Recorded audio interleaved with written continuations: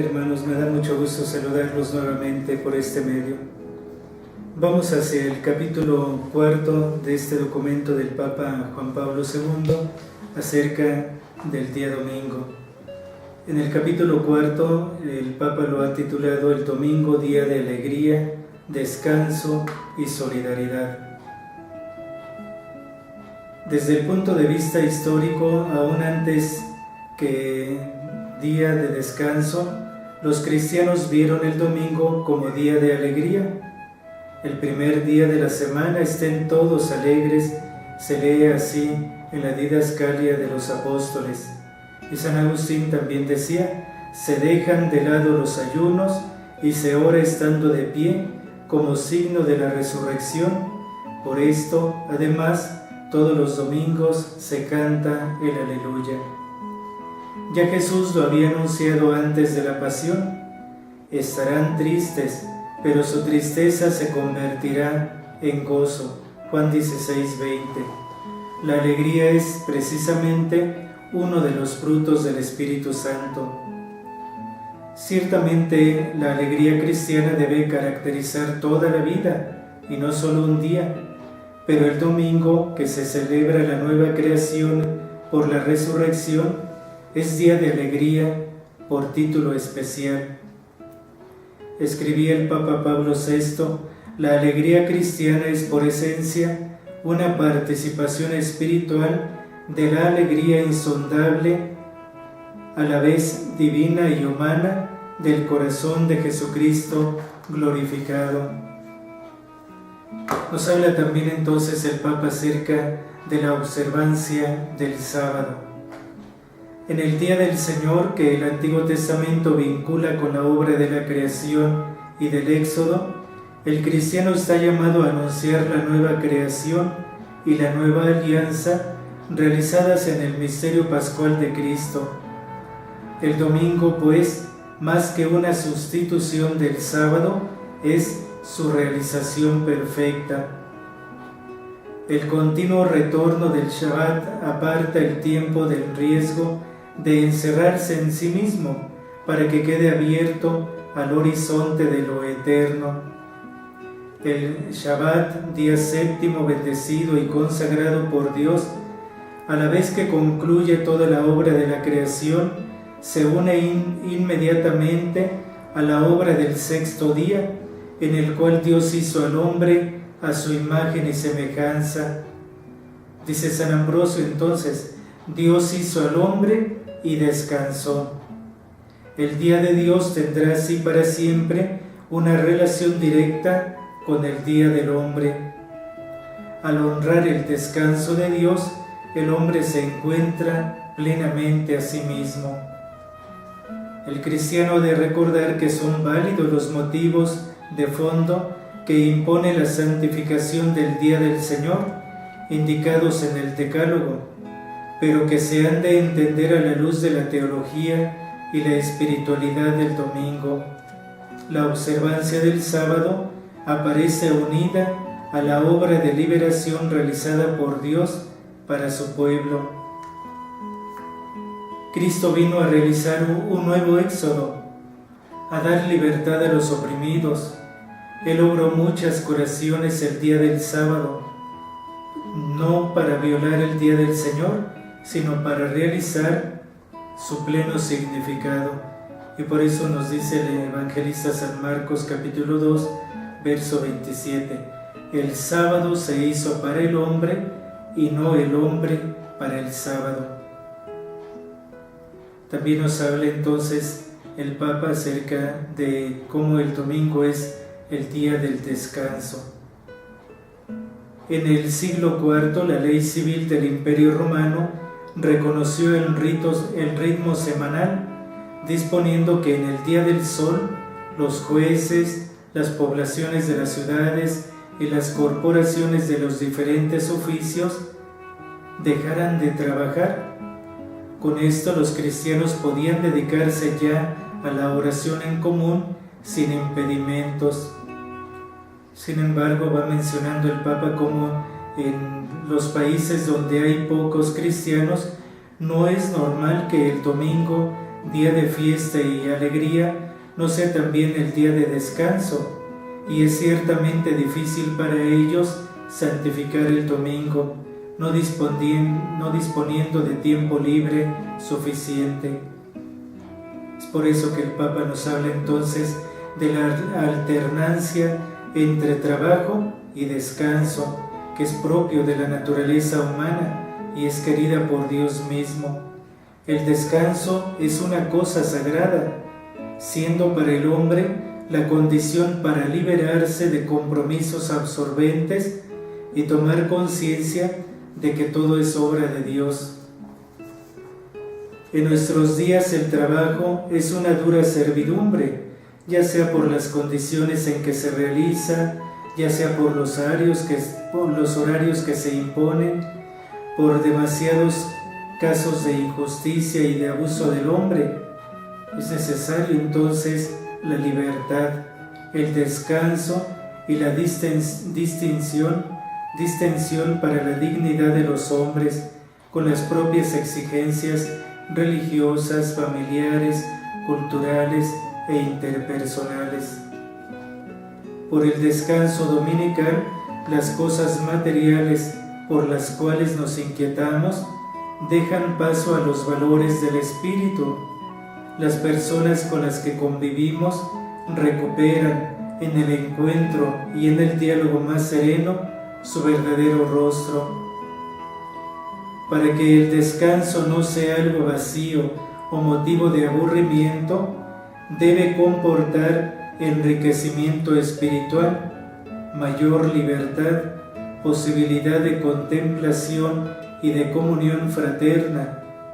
Los fieles han de elegir entre los medios de la cultura y las diversiones que la sociedad ofrece los que estén más de acuerdo con una vida conforme a los preceptos del Evangelio.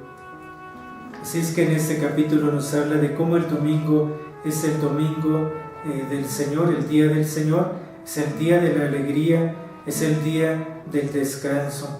Es un motivo entonces para que nosotros lo tengamos en cuenta. Hay que alegrarnos de ser cristianos, hay que alegrarnos por la resurrección de Cristo presente y en medio de nosotros, y hay que también dedicarnos a descansar entre todas las actividades, todos los trabajos que vamos realizando durante la semana. Es conveniente que nos dediquemos a descansar para compartir nuestra vida con los demás, para celebrar nuestra vida con aquellas personas que nos rodean.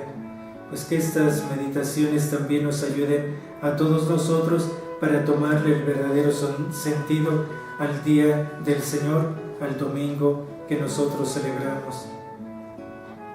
Que Dios los bendiga.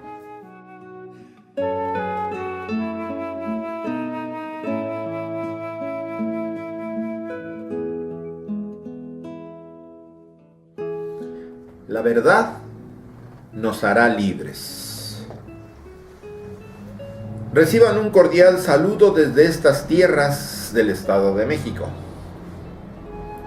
Desde que leí el libro de Emma Godoy, Érase un hombre pentafásico, allá por el año 1963, he cavilado sobre el tema de la libertad. Durante mis años de docencia llegué a una conclusión que compartía con mis alumnos. Les decía, libertad es hacer lo que tengo que hacer, no por miedo a que me castiguen, o por miedo al maestro o a mis papás, sino porque yo lo decido. Recalcaba enfáticamente la frase, porque yo lo decido. Soy libre siempre que yo tomo una decisión. Todos tenemos la experiencia de tomar decisiones. En las mañanas decidimos si nos ponemos el pantalón de color azul o el de color café. Deciden las mujeres si usarán falda o pantalones. El pantalón será de color rosa o verde. Nuestra vida diaria está cuajada de decisiones. Hoy comeré fuera de casa porque tengo mucho trabajo. Algunas de esas decisiones son triviales y otras muy importantes.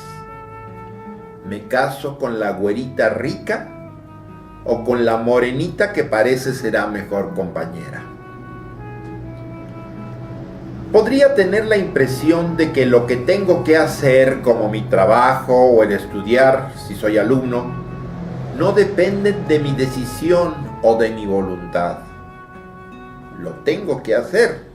Y como lo tengo que hacer, como es mi obligación, no estoy libre para actuar. Actúo coaccionado u obligado.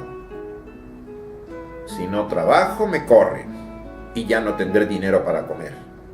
Si no estudio, me reprueban y mis papás se van a enojar conmigo y me van a correr de la casa. Es el miedo el que domina.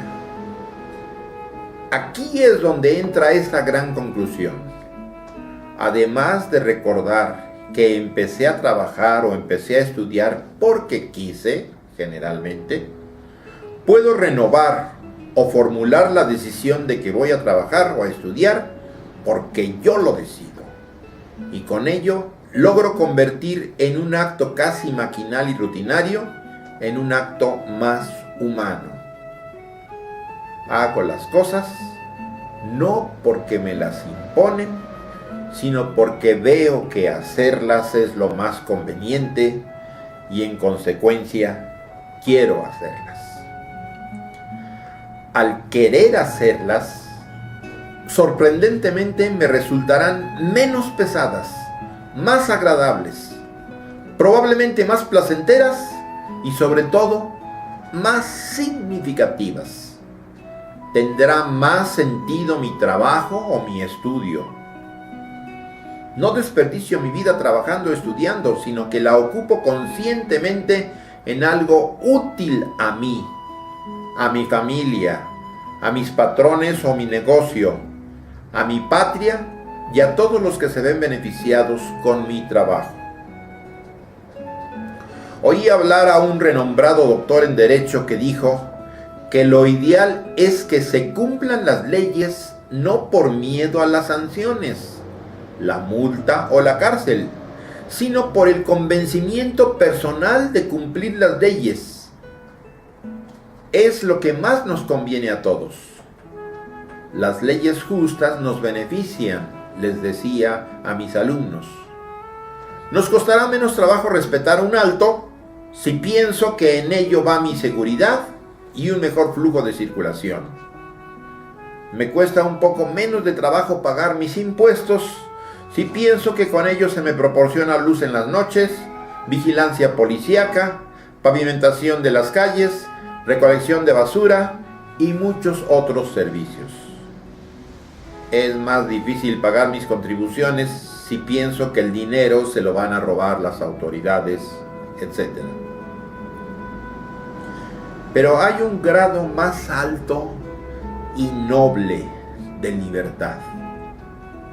La libertad de los hijos de Dios.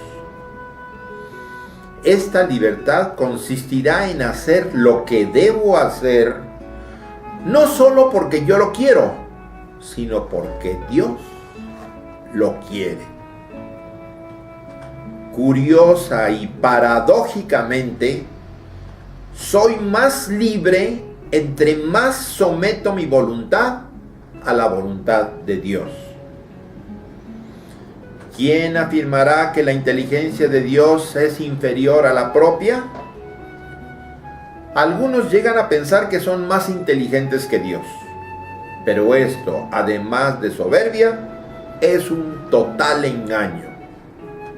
Siempre he pensado que lo más inteligente es hacer lo que Dios me pide, pues Él es la inteligencia y la sabiduría supremas. Cristo es el modelo máximo de la libertad de los hijos de Dios.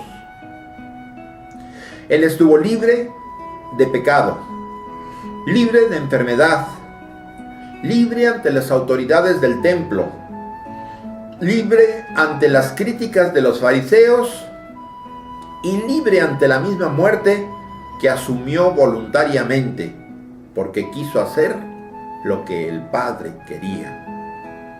Él, siendo el más alto modelo de libertad, la encontró sometiendo sus decisiones a la voluntad del Padre. Dijo: mi alimento es hacer la voluntad del Padre que me ha enviado y llevar a cabo su obra. El capítulo 4 de San Juan, versículo 34. El hombre es libre desde lo más profundo de su ser, dice Ricardo Yéquez. En lo más profundo de nuestro ser habita nuestra conciencia y nuestra facultad de decidir. En lo más profundo de nuestro ser habita también Dios. Dios es más íntimo a nosotros que nosotros mismos, dice San Agustín. En esa intimidad entre mi yo profundo y mi Dios es donde se formulan mis pensamientos y mis decisiones. Soy libre cuando me determino a hacer alguna cosa después de haberla reflexionada. Soy más libre si esa reflexión y determinación la tomo en conformidad con lo que Dios me enseña y me pide a través de sus mandamientos y de todas las enseñanzas de Cristo. La libertad la he de vivir todos los días. Mi concepto y mi vivencia de libertad evolucionan tanto en las sociedades como en mi persona. La libertad implica el riesgo del pecado y de la propia perdición, pero es un don tan valioso que la divinidad prefirió correr ese riesgo a privarnos del privilegio tan excelso de ser libres. Atrevámonos a vivir la aparente contradicción practicada por Jesucristo, la de ser al mismo tiempo eminentemente libre y eminentemente sumiso a la voluntad de Dios. Hacerlo es la clave.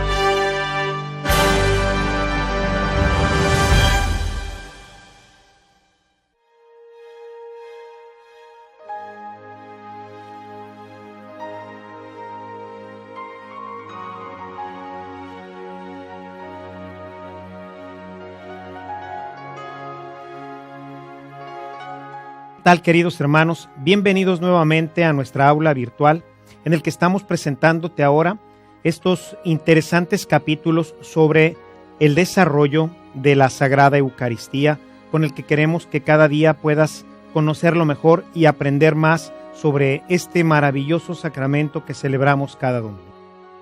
Vimos en nuestra reunión anterior, nos detuvimos al terminar las ofrendas.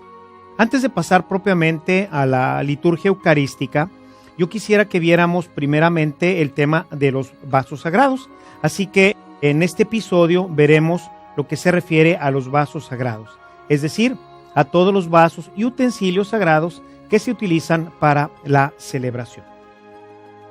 Todos ellos han sido consagrados para el uso litúrgico, por lo que una vez que han sido ya preparados para las funciones del templo, estos no deben volver a usarse en nada más.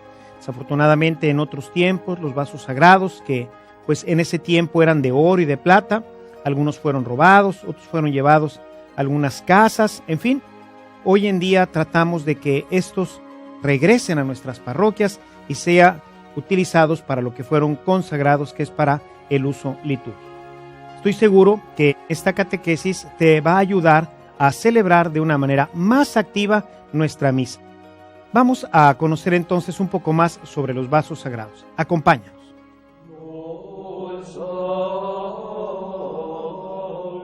Antes de continuar nuestra celebración eucarística, quisiera detenerme ahora un poco para que conociéramos los vasos sagrados. Antes de introducirnos en la segunda parte, en la liturgia eucarística, conviene que veamos los vasos sagrados. Los vasos sagrados son una serie de vasos que a veces pensamos como un vaso, pues lo que entendemos normalmente por un vaso en el que bebemos agua. Sin embargo, todos los elementos que pueden contener las especies sagradas son vasos sagrados. Todo lo que puede contener elementos que utilizamos dentro de la Eucaristía es lo que conocemos como un vaso sagrado. Y tenemos aquí, en esta pequeña mesa, tenemos una pequeña muestra. Puede haber muchos, pero quisiera hoy presentarles al menos algunos de los más importantes y que son los que se usan generalmente en nuestras celebraciones eucarísticas, particularmente las del domingo, aunque vamos a destacar y a distinguir los que son para las misas que llamamos feriales, es decir, para las misas que son entre semana, lunes, martes, miércoles, etcétera, y las que son para las fiestas, para las grandes solemnidades, de tal forma, como lo hemos venido diciendo, que cada elemento tenga una significación muy propia, muy característica, para que la gente, el mismo signo, ya le revele parte del misterio. De tal manera que si yo estoy celebrando, como lo veíamos con las vestiduras litúrgicas entre semana, pues voy a utilizar una vestidura litúrgica pues mucho más simple, más sencilla. Lo mismo va a ocurrir con los vasos sagrados.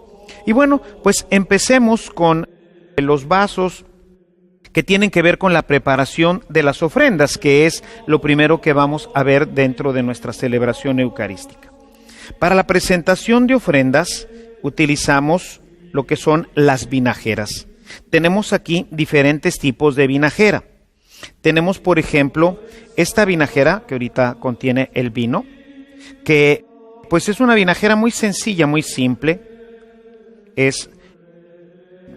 Lo podemos encontrar fácilmente en cualquier almacén donde vendan vidrio, ¿verdad? Se utilizan muchas veces para el aceite y el vinagre en nuestras casas.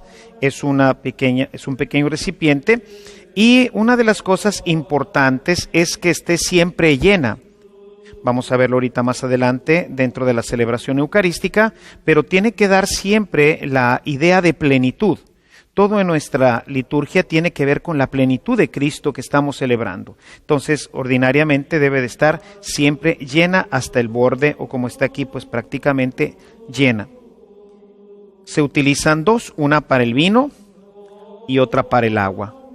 Aunque en la presentación de ofrendas lo único que presentaremos será solamente el pan y el vino. Pero eso lo dejamos en un momento más adelante cuando expliquemos ya el proceso de la presentación de dones. Tenemos otras vinajeras mucho más elegantes, ¿verdad? Para alguna otra celebración. Pueden ser como estas, hay unas muy hermosas de cristal cortado, unas que vienen incluso grabadas. Realmente la liturgia en su belleza expresa a la gente la belleza del misterio que estamos celebrando. Tenemos, por ejemplo, estas otras que son pues todavía más hermosas que las que estábamos viendo ahorita.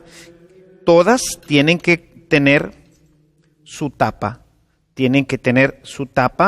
para pues evitar que se contaminen, sea con tierra, sea con algún otro elemento en la atmósfera, o como he comentado en alguna ocasión, pues los mosquitos y las moscas, ¿verdad? Que a veces pues son bastante molestos en nuestros templos. Entonces tienen que estar siempre tapadas, sobre todo la del vino, porque esa atrae, como es un vino dulce. Generalmente hablaremos un poquito más adelante de las especies que se van a consagrar. Generalmente es un moscatel o un vino que tiene bastante, al menos en México, que tiene bastante azúcar, y esto pues atrae un mosquito que le llamamos el mosquito de la fruta o el mosquito del dulce, que no sé de dónde vienen, pero destapa uno una botella de vino y rápidamente los mosquitos por ahí aparecen. Entonces tienen que estar siempre tapadas. Tenemos esta otra, que es ya una vinajera mucho más elegante. Ordinariamente, como lo vamos a ver en nuestra celebración, se utiliza en los domingos y forma parte de la presentación de ofrendas. Mientras que las vinajeras del agua puede ser muy sencilla y esta nunca se presenta, sino que estará siempre en la credenza. Entonces tenemos una vinajera que pues va a entrar en procesión y que ya nos dice pues de la belleza, nos habla de la especie que vamos nosotros a presentar del vino.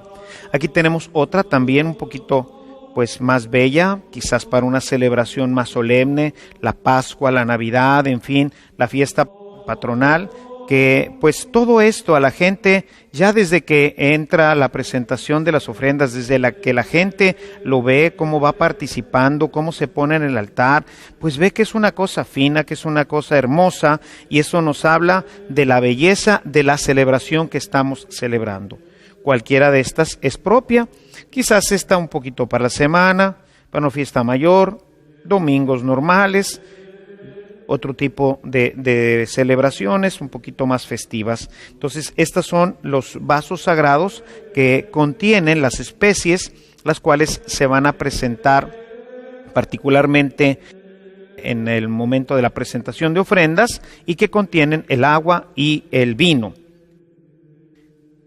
El otro elemento que tenemos es la patena o los platos. La patena viene de la palabra latina plato, de manera que lo que vamos a vivir ahora pues es una comida.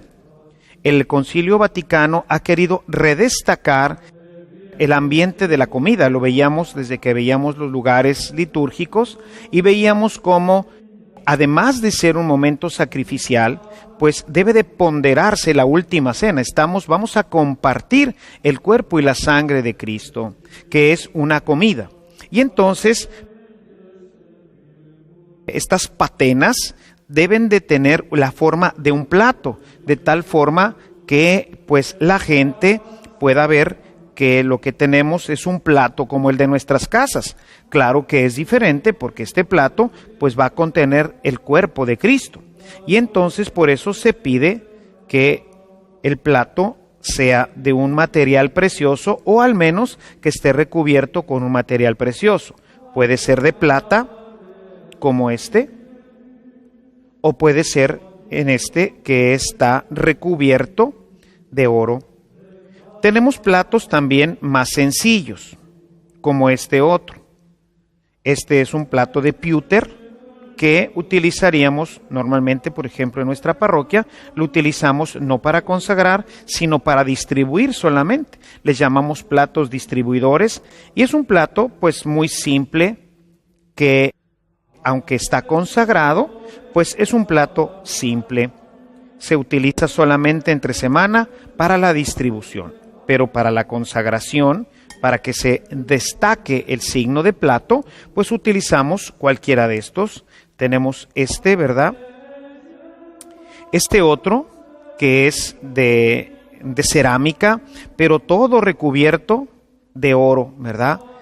Cuando nosotros presentamos las ofrendas y la gente ve un plato lleno de oro, un plato precioso, pues puede ya empezar a intuir, aún el neófito, la gente que no ha tenido la experiencia de celebrar, pues va a decir, ¿qué es lo que contendrá allá adentro para que esté en un plato tan fino, tan hermoso como este? O un plato más simple, que es el que muchas veces vemos en nuestras parroquias, ¿verdad? Pero que, como ustedes pueden darse cuenta, es un plato que tiene la forma de plato, es decir, realmente contiene pues comida, nos tiene que dar la sensación, tiene que entrar por nuestros sentidos la idea de que estoy pues presentando la comida. De aquí vamos a comer, tiene que ser un plato. Mucho más sencillo, aunque decíamos es plateado, con algunos adornos, en este caso son unos adornos de la ciudad de Jerusalén, pero pues si lo vemos tiene que parecer realmente un plato. El Concilio Vaticano ha buscado que estos signos evidencien con mayor claridad que estamos celebrando no solamente el sacrificio incruento de Cristo, que es lo que antes del concilio pues tenía una preponderancia dentro de la celebración eucarística, llamábamos asistir al santo sacrificio de la misa. Hoy ha querido que tengan un peso pues balanceado. Sí, vamos a asistir al sacrificio de Cristo, un sacrificio incruento, es decir, sin crueldad, sin sangre, pero es importante el tema de la comida, de tal manera que todos dentro de la celebración se puedan sentir invitados a comer. Es triste ver en las celebraciones eucarísticas que a veces la gente pues se queda sentada y no pasa a comulgar. En nuestra iglesia, viendo sobre todo en la época medieval que la gente ya no venía a comulgar, pues propuso como uno de los mandamientos de la iglesia el comulgar al menos una vez al año. Esto pues realmente no ilustra lo que es el sacramento, lo que Jesús dejó para nosotros en este sacramento. La gente asistía todos los domingos a la cena del Señor. El libro de los Hechos de los Apóstoles nos narra cómo la gente se reunía cada domingo a la fracción del pan.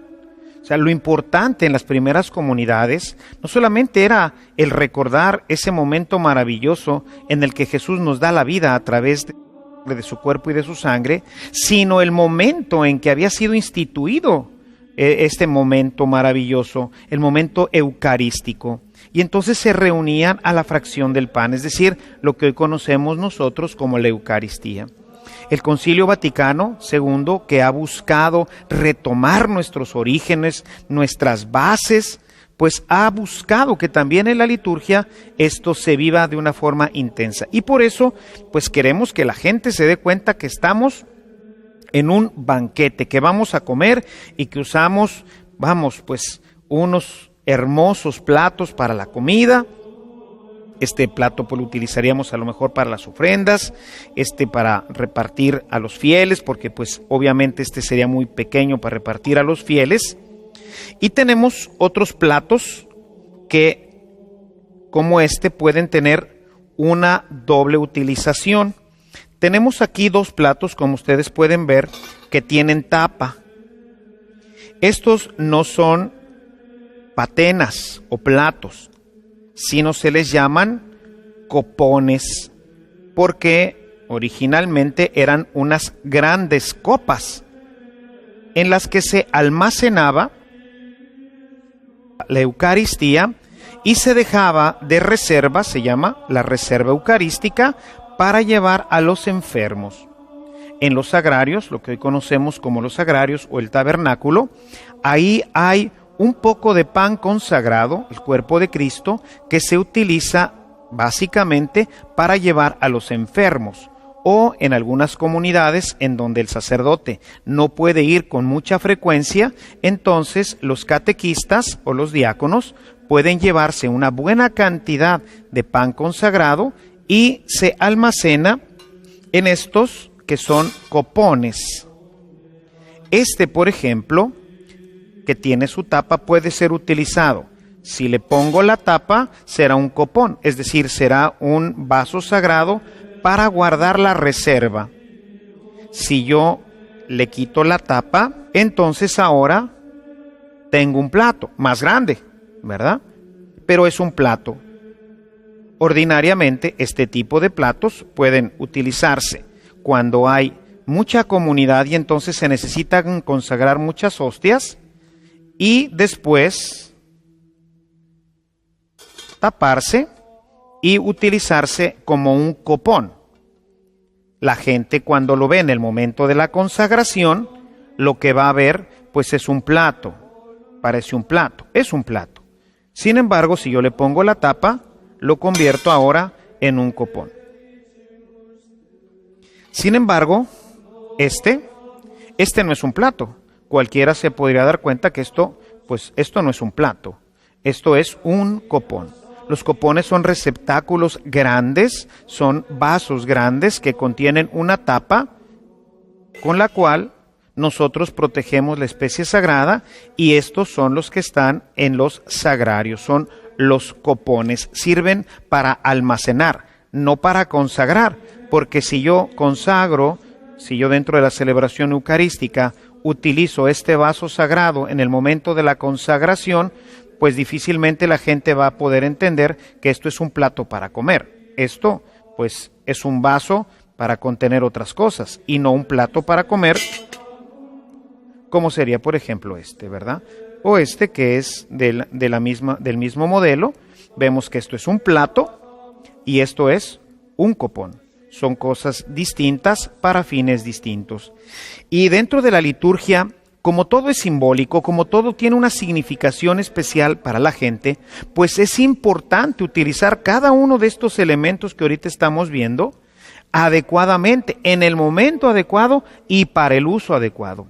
De otra forma, pues se van creando confusiones y por eso la gente no sabe ni a qué vino, ni qué es lo que está pasando, porque el Padre utiliza diferentes cosas, porque finalmente un día consagro con este, y otro día consagro con este, y otro día consagro con este, y bueno, pues entonces ya se perdieron los signos, ¿no? Y es lo mismo si yo distribuyo la comunión con esta, que si lo distribuyo con esta, o si consagro con este, o si yo tengo para el domingo este, y pues dicen siempre lo mismo.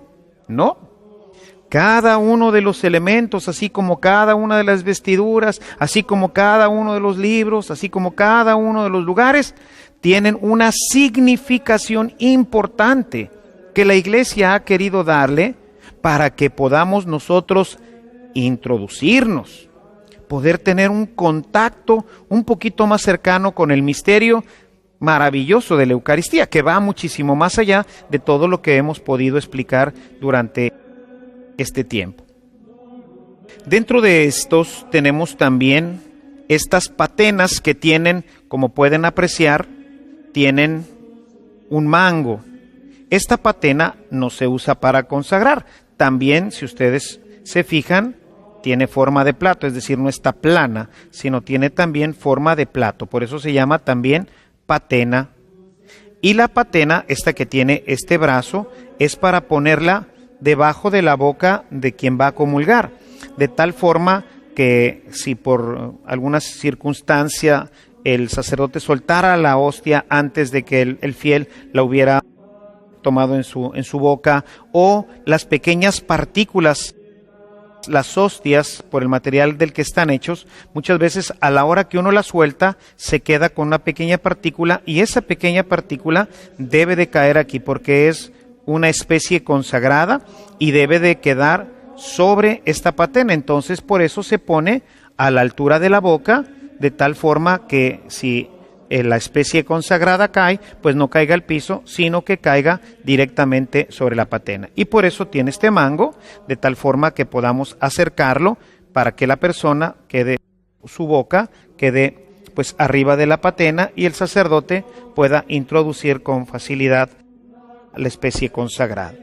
Entonces, estos son los vasos sagrados que tendrían que ver con la forma eucarística del pan.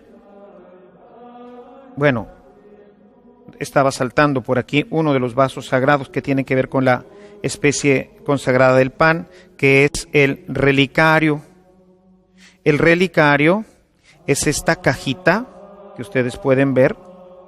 En esta cajita se introduce la forma consagrada y se utiliza para llevarla a los enfermos. Tiene una pequeña contratapa para mantener la forma eucarística, de tal forma que no se esté moviendo adentro, para que no se vaya a romper, para que mantenga siempre su forma, ¿verdad? Podemos meter en esta cajita, podríamos meter 3 o 4 que llevaríamos para visitar a los enfermos. Esta cajita que llamamos relicario también tiene pues diferentes formas, o sea, nos indica la sacralidad de lo que contiene.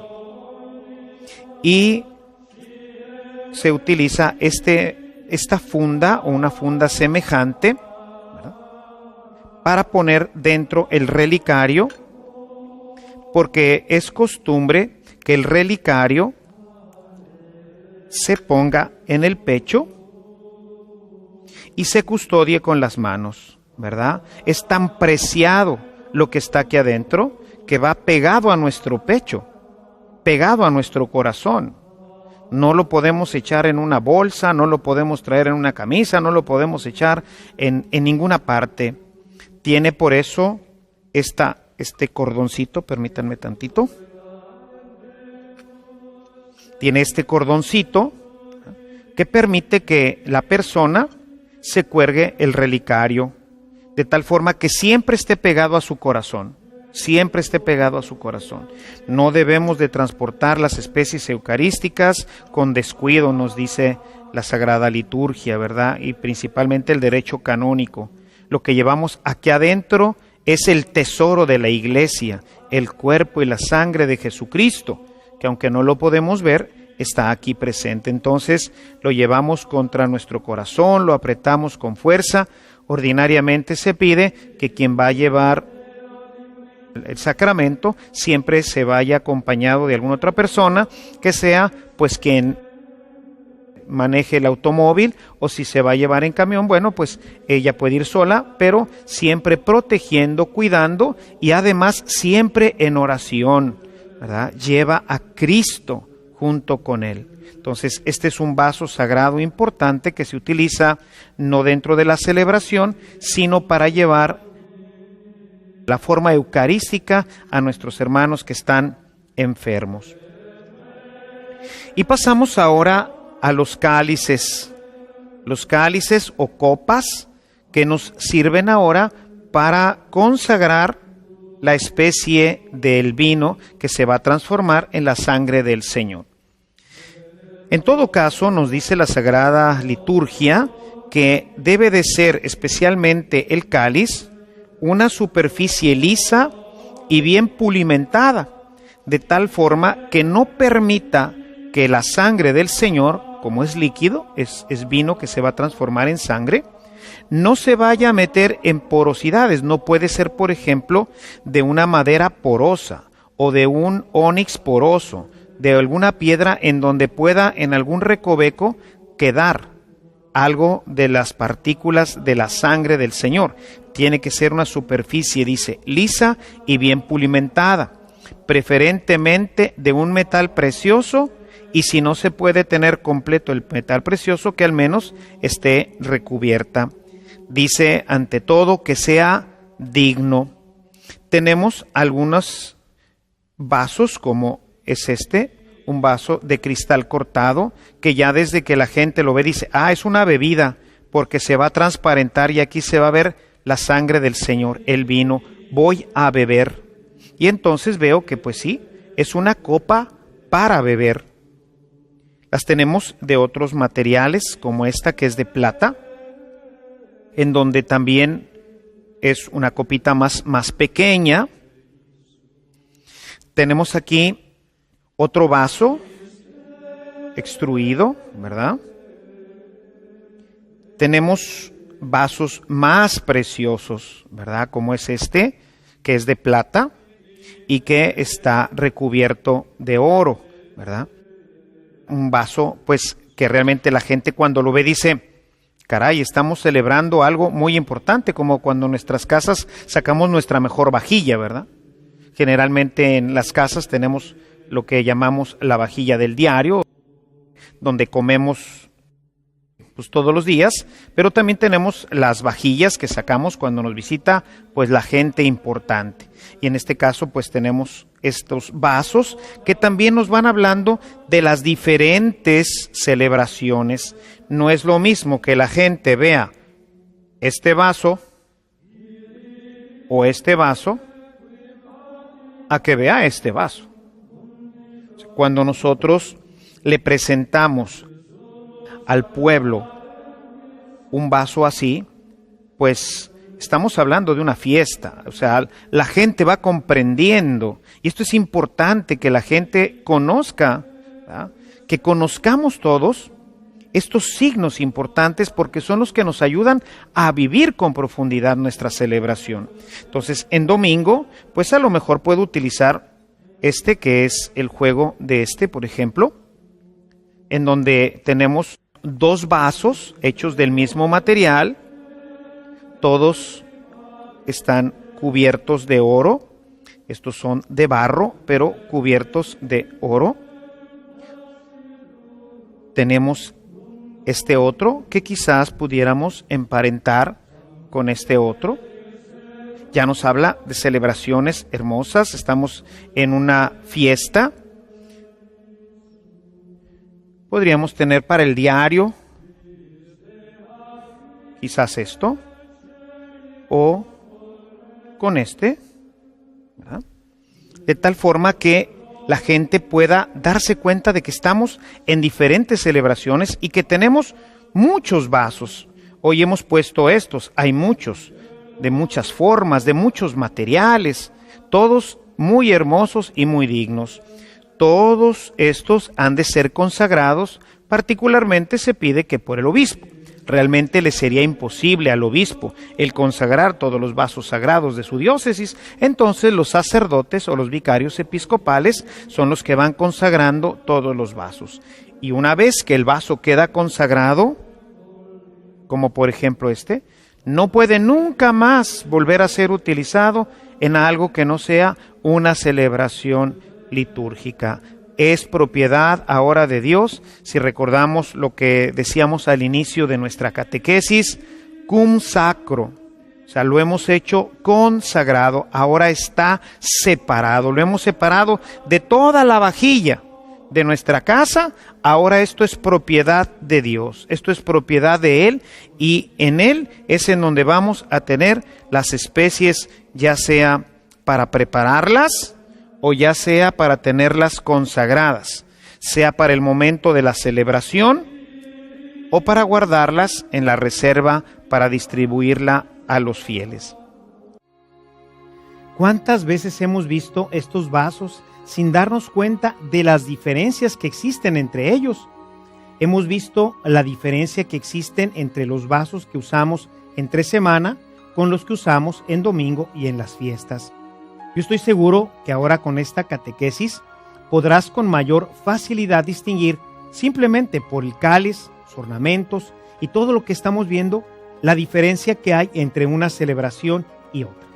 Pero bueno, vamos ahora a dar paso a esta segunda parte de la Eucaristía, que como ya decíamos, pues en realidad es la tercera, es la celebración propiamente de la Eucaristía. Es el momento en donde las especies eucarísticas se van a transformar en el cuerpo y en la sangre del Señor. Esta sección inicia con lo que llamamos la presentación de las ofrendas o la presentación de dones, la cual es hecha por los representantes del pueblo, quienes van a llevar el producto de nuestro trabajo, es decir, esto que nosotros hemos laborado y que se ha convertido pues en esta ofrenda económica, se va a transformar en pan y en vino. Realmente lo que presentamos es el pan y el vino, que es con lo que pues nosotros en la iglesia, este producto del trabajo del pueblo, nosotros lo convertimos en el pan y en el vino, y por eso el pueblo presenta el pan y el vino como las ofrendas que recibe el sacerdote para que se transformen en las especies eucarísticas. Te invito a que nos acompañes. Vamos ahora, mis queridos hermanos, a pasar a esta segunda parte de la celebración eucarística, que es lo que llamamos propiamente la Eucaristía. La primera parte es la celebración de la palabra y la segunda parte es la celebración de la Eucaristía. Son los dos momentos sobre los que se articula toda nuestra celebración, particularmente dominical. Lo que llamamos la misa está dividida en estos dos momentos. Habiendo terminado el momento de la procesión de las ofrendas, con ella iniciamos propiamente ya esta segunda parte en la cual vamos a realizar la Eucaristía. Esta segunda parte de la Eucaristía propiamente se inicia cuando terminamos de rezar el credo. Después del credo viene la oración universal y con ella se cierra prácticamente la primera parte de la Eucaristía. Hay un momento transitorio que es el diezmo. Esta retribución que damos a Dios por todos los dones que Él nos ha regalado a lo largo de la semana. Una vez que se ha concluido esto, bueno, pues el sacerdote va a iniciar la presentación de las ofrendas y entonces se traslada al altar. En el altar va a haber un momento que llamamos la preparación de los dones. Para la preparación de los dones vamos a utilizar algunos elementos importantes que vamos ahora a explicar. Vamos a utilizar el corporal del cual ya hablábamos en nuestra sección anterior. El corporal es un cuadro de tela que se pone directamente sobre el altar. Este instrumento de la liturgia tiene una importancia muy grande. ¿Por qué? El corporal nos va a servir para que las pequeñas migajas que pudieran caer del pan consagrado queden contenidas en este mantelito que se pone sobre el altar, que después con mucho cuidado el sacerdote al terminar la misa vuelve nuevamente a guardar. Si se fijan, voy a formar una pequeña cajita aquí en el centro, que es en donde van a quedar todas las migajitas si es que hubieran caído, de tal forma que yo al cerrarlo, pues ya no hay forma de que se salgan, sino que quedan perfectamente guardadas en el corporal. Lo mismo ocurriría si cayera alguna gotita de la sangre del Señor, pues aquí se queda en el corporal. De ahí viene pues precisamente su nombre del cuerpo. Nos sirve para recibir pequeñas partículas o pequeñas gotas que pudieran haber caído de la sangre del Señor. Pero también tiene otra importancia muy grande. El corporal sirve para delimitar el área de la consagración. El sacerdote, de manera ordinaria, va a consagrar solamente lo que esté sobre el corporal. Para que se dé la consagración se necesitan 3 elementos fundamentales: la forma, que son las palabras consacratorias; la materia, que es el pan y el vino, ahorita hablaremos de ellas; y la intención.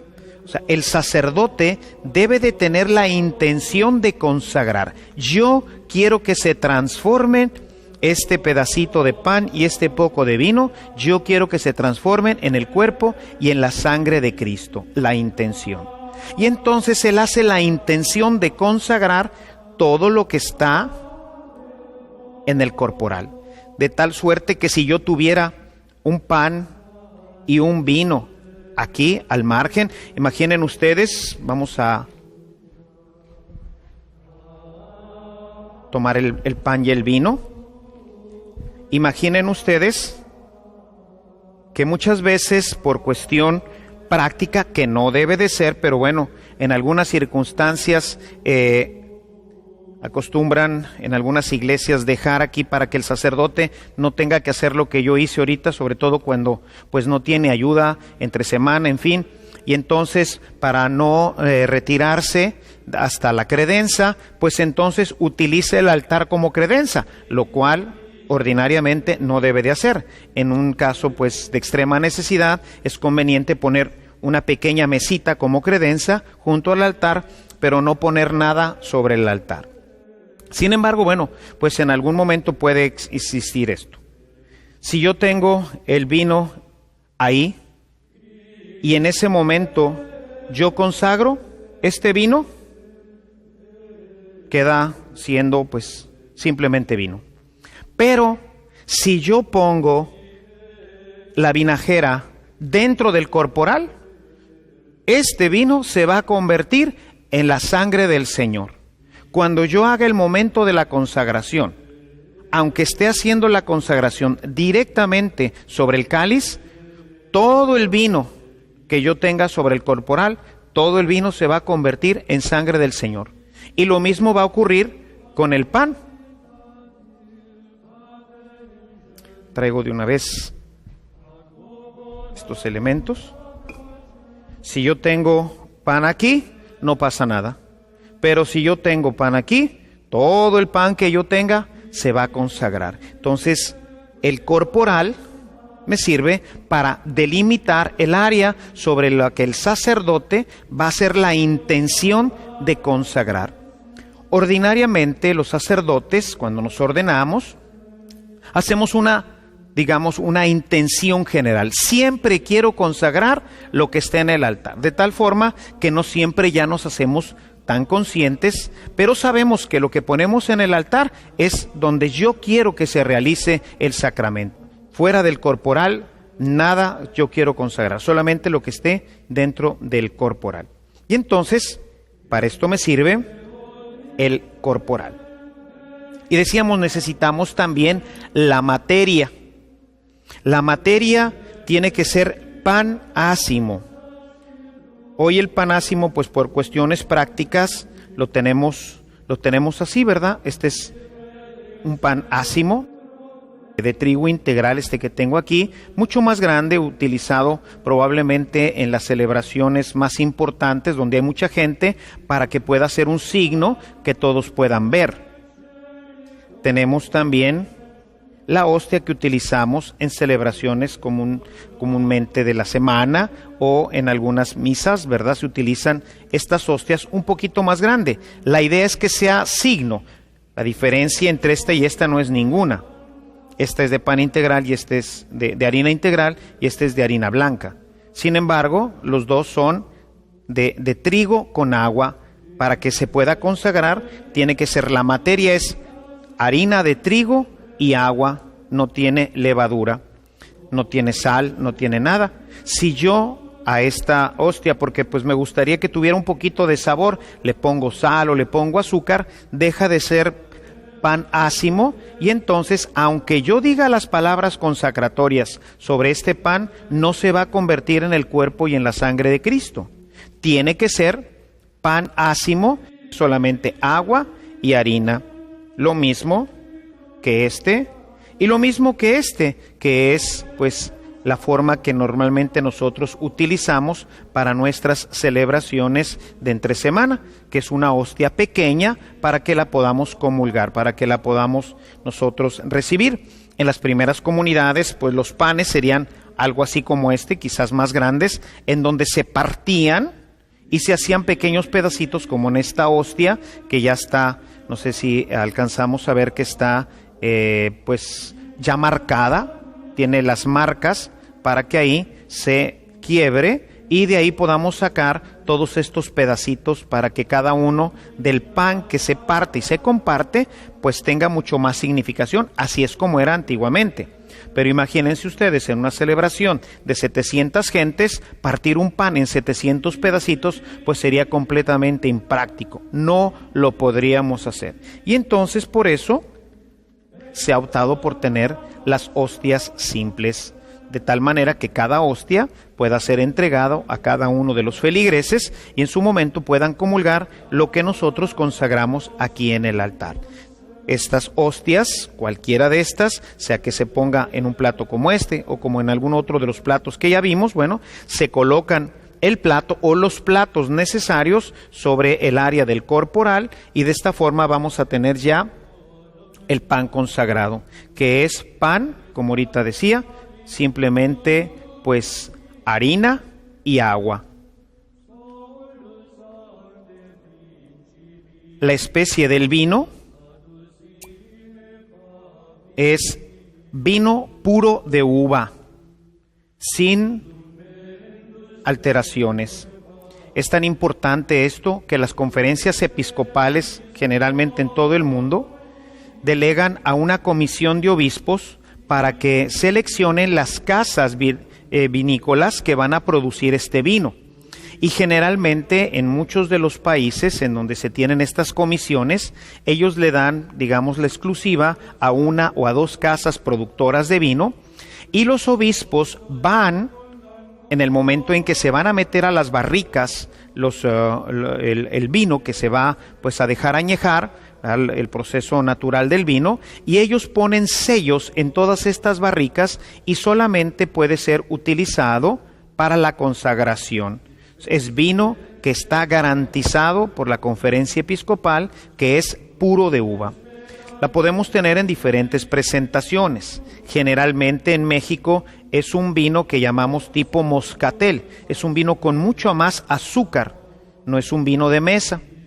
Generalmente en otros países como en Italia o en Estados Unidos es un vino que tiene que ver más con el vino de mesa, como es este. Este es un vino americano que se puede conseguir, ya también se importa aquí a México, que es un vino que viene garantizado por la Conferencia Episcopal Americana, tanto así que para poderlo comprar se requiere una certificación de parte de la parroquia de que está siendo comprada por una parroquia y que va a ser utilizada únicamente para el servicio del altar. Es una producción limitada, es una producción muy supervisada, obviamente pues es un vino un poco más caro porque pues tiene todos estos controles de calidad y de supervisión para garantizar que sea un vino completamente puro de uva, que es lo que tenemos nosotros aquí.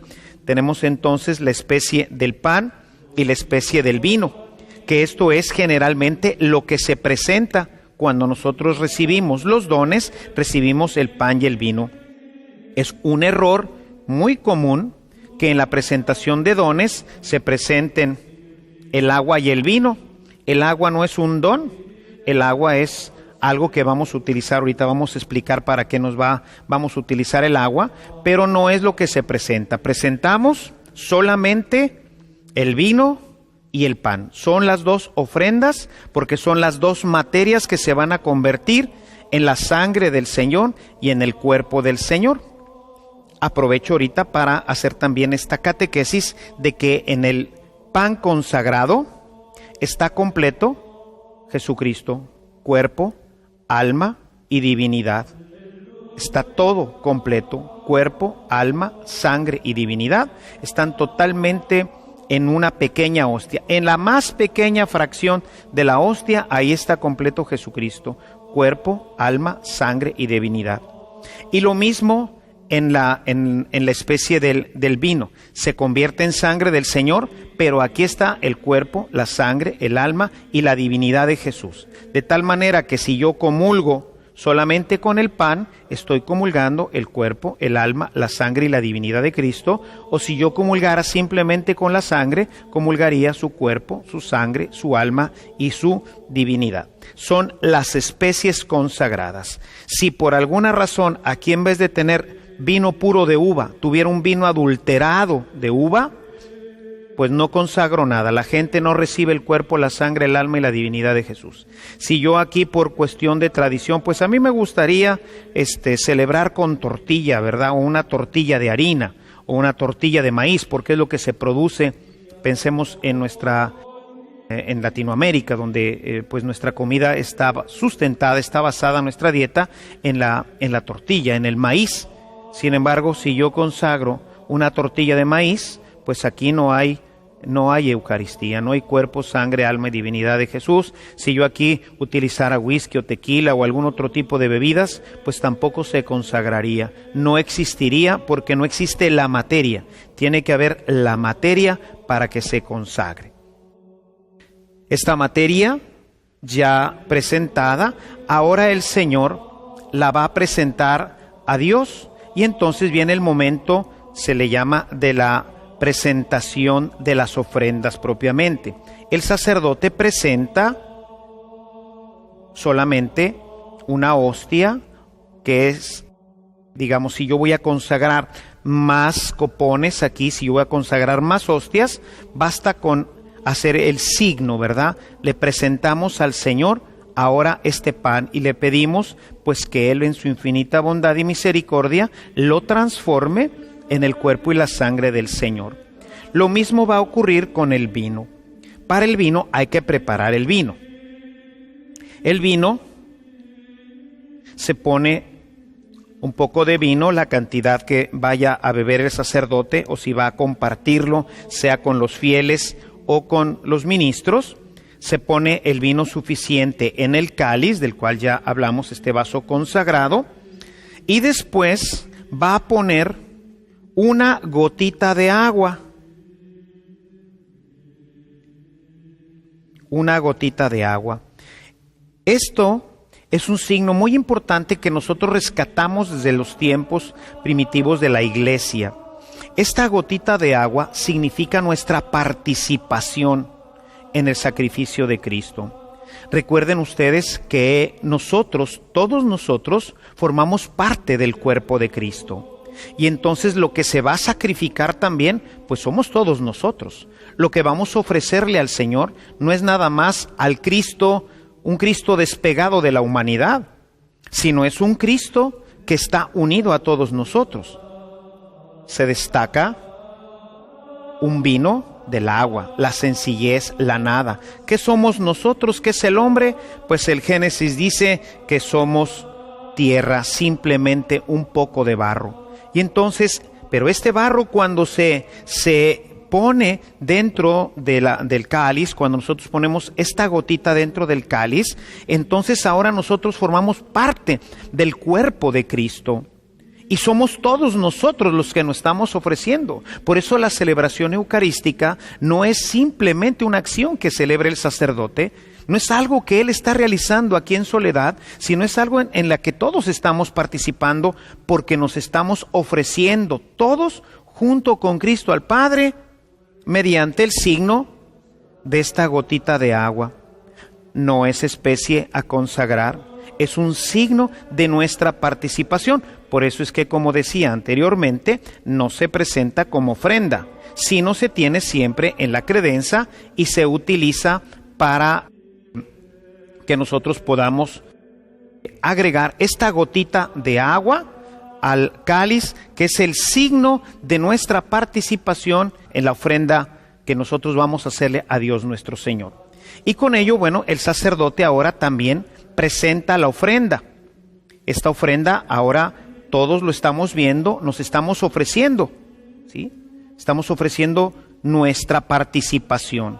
La participación que decíamos ahorita, económica, nuestra participación de nuestra vida, de nuestro trabajo, de nuestro esfuerzo, están aquí, pero también estamos nosotros en esta gotita, y entonces estamos ofreciendo al Padre este momento, ¿verdad? Le estamos presentando la ofrenda que queremos que Él nos transforme. Y entonces ya tenemos presentadas nuestras ofrendas. Señor, te presentamos el vino, te presentamos el pan y te pedimos que tú nos los transformes en el cuerpo y en la sangre de tu Hijo Jesucristo. Es lo que va a decir el sacerdote. Y bueno, todo mundo pues debería de responder: bendito seas por siempre, Señor. Hemos prácticamente dejado aparte esta participación de nosotros, porque normalmente hoy en nuestra Eucaristía, durante que está la procesión de las ofrendas y la preparación de las ofrendas, se está cantando un canto. Importante estar participando nosotros en el canto, y muy importante para los ministerios de música que este canto sea un canto que tenga que ver con la preparación. En algunas ocasiones me ha tocado que, por ejemplo, durante este momento se está cantando el Ave María. Pues, ¿qué tiene que ver el Ave María en este momento? O sea, tenemos que ayudar a que la gente en este momento entienda que estamos preparando las ofrendas, que vamos a presentarle al Señor nuestras ofrendas. Todo en la liturgia, cada uno de los signos tiene que estar perfectamente conectado el uno con el otro para que todos vayamos entendiendo y vayamos viviendo esta dinámica maravillosa del misterio de la Eucaristía. Mientras estamos cantando, obviamente, pues no respondemos. Entonces el sacerdote lo dice en silencio, mientras que sus acólitos o alguno de los ministros responde. De esta forma estamos presentando al Señor la ofrenda del pan y la ofrenda del vino.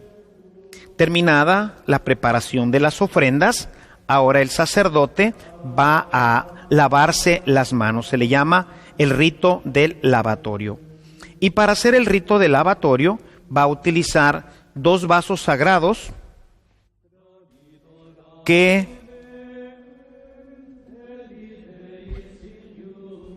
tenemos aquí. Tenemos por un lado lo que es el aquamanil, su nombre de latín, que es en donde se va a verter el agua que va a ser para lavarse, ¿verdad? Es el lugar donde nos vamos a lavar las manos. Y tenemos también la jofaina que es una jarra que, como se fijan, ¿verdad? Pues están decoradas, son vasos sagrados. Qué triste que a veces veamos estos vasos sagrados en jarras de plástico o en recipientes de plástico que le quitan toda la dignidad a este momento. En todo tenemos que usar elementos dignos porque están consagrados. Se usan para el ministerio sagrado de la Eucaristía. Entonces la jofaina, pues bueno, tiene agua. El sacerdote puede poner sus manos mientras vertemos el agua, o bien, como ocurre aquí, por ejemplo, en la parroquia, hemos evitado ya la jofaina, y entonces el sacerdote se mete las manos y se lava las manos en el aquamanil. Tiene que ser algo que la gente vea. Recuerden, es un signo. ¿Qué es lo que está haciendo? ¿Se está lavando las manos porque las tenía sucias? No. ¿Se está lavando las manos como Pilatos para decir yo no tengo nada que ver en esto? No. Si recuerdan ustedes, cuando iniciamos nuestra catequesis acerca de la Eucaristía, hablábamos de la pureza. Como el sacerdote que está vestido de negro, como estoy yo ahorita, se va a revestir de blanco para indicar la pureza con la que se tiene que acercar al altar.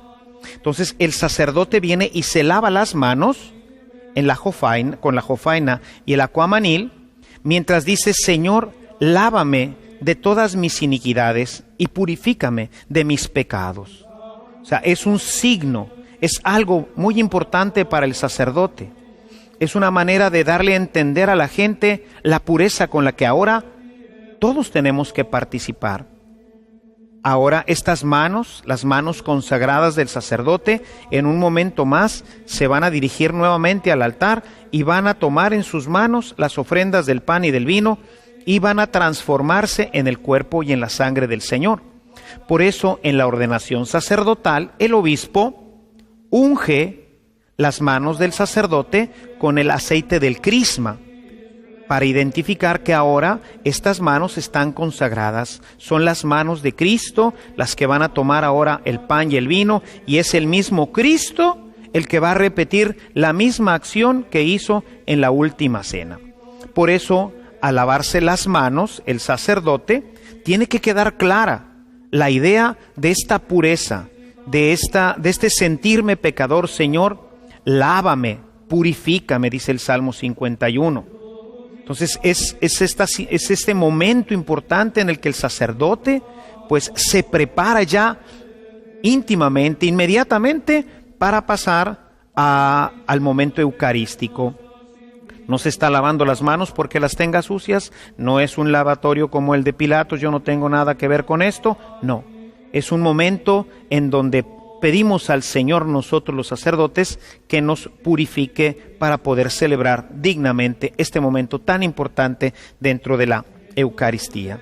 Voy a presentarles ahora estas dos telitas que también utilizamos.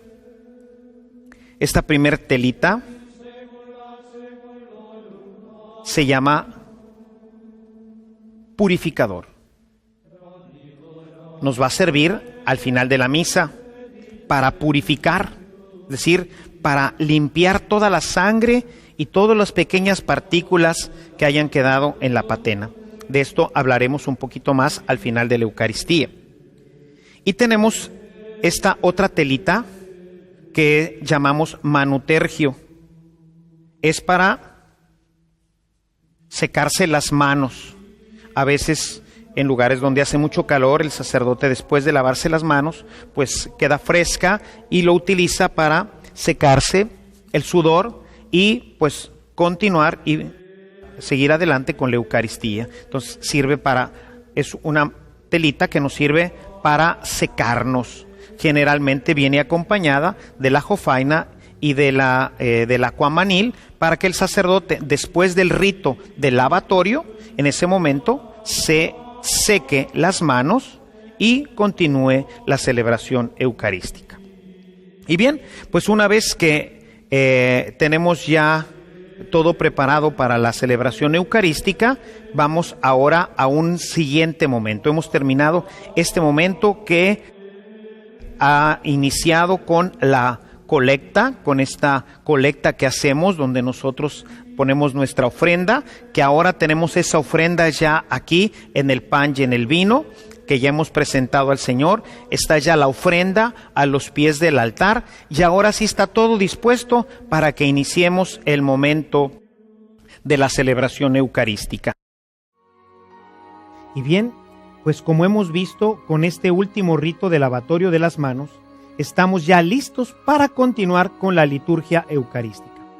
Te invito a que nos acompañes en nuestra próxima reunión para continuar nuestra catequesis sobre la liturgia eucarística. Hasta la próxima. Que Dios te bendiga.